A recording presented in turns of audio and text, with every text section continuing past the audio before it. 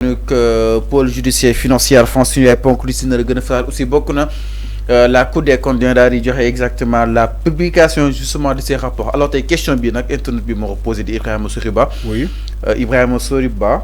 Balde mu ne est-ce que duñu assister Arfan si benn réduction des comptes durant 1 an wala kon année 2025 bi yëpp su Cour des comptes daal di génne li nga xam ne que moo di mbir yi démmal koy wax nee naa la y a des urgences et qu'en est-il justement de ces urgences yi nga xam te woon ne ko war a mën a di jënti xama aussi mandat bi gaaw na déjà 1 an déjà d'ici benn mois ñu dugg si 1 an ñu war a lijjantiwaat di fii 2 ans dina dem et tant d'autres mën naa répondre question bi mën naa répondre question gu ma war pare naa ñëwal. La reddition des comptes n'a rien à voir avec les travaux de l'État.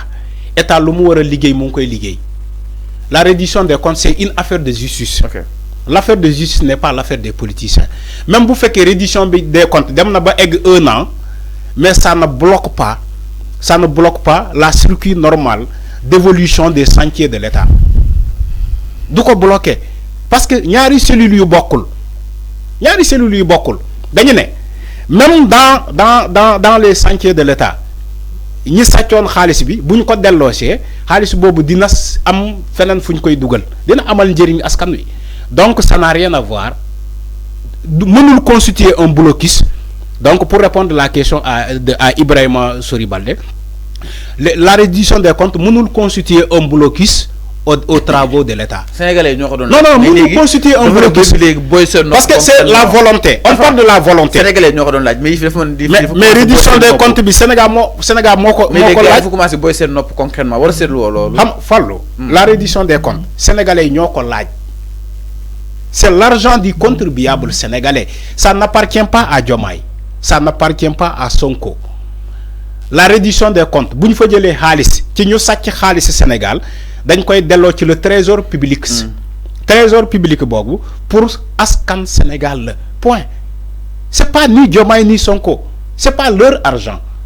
xaalis boobu ci kees gafaga lay dem.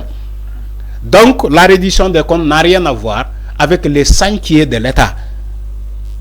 Ça n'a rien à voir avec la diplomatie sénégalaise boo xamante ne enclenché nañu ko ñoom Sonko ñu ngi dem di ñëw donc Diomaye mu ngi wëyal ça n'a rien à voir avec ça. L'administration territoriale mu ngi liggéey les citoyens sénégalais ñu ngi vaquer à leurs occupations.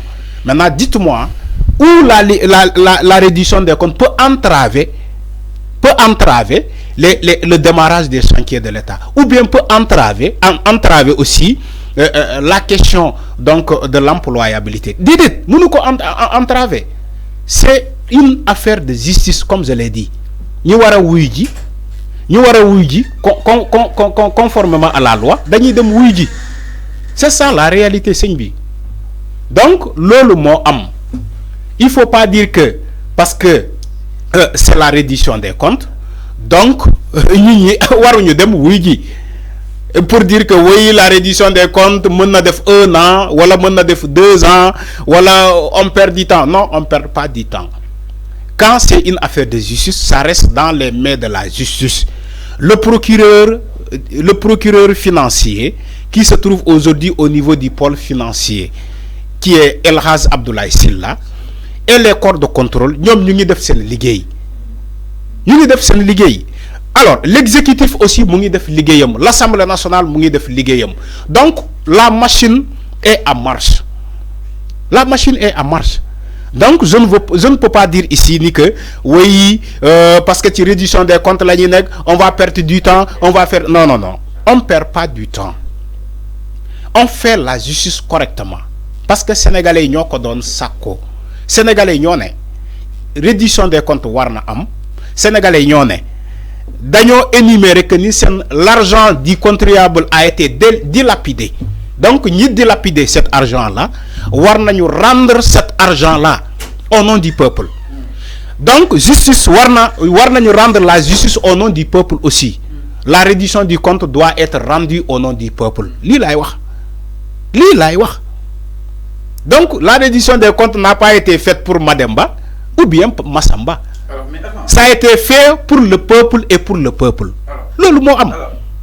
Mais en fait wax ji peut-être mooy à fond peut-être jàpp nga ni ça n'a rien à voir te ku si nekk da ngay doxal exactement ce structure bu la propre rapport ak la réduction des comptes mais wax ji mooy qu'en est-il justement Arfan aujourd'hui de ces d'urgence yi nga xam ne war nekk war mën a teg en place parce que à un moment donné coow li leen rek la muy kii sàcc na kii jël na kii lii na kii lii na où sont ces débats justement de développement yoo xam ne war nañ ko daal di war a mën a envisager concrètement mais loolu bu amulee démarche judiciaire mënuñu déterminer ki sàcc ak ku sàccul moo tax ñi ne réduction des comptes dafa am solo parce que ñu jiiñ ay nit. non am na solo de Arfan. non am na solo sëñ bi. je suis tout à fait d'accord avec toi. dama ne oui mais le fait que ñu. dama ne c'est pas le fait H24 concrètement. léegi lu ñu nekkee H24 toi tu vas pas à tes occupations ne ko liggéey ñëwoo tey liggéey l'administration territoriale liggéeyul les maires là liggéeyuñu les préfets liggéeyuñu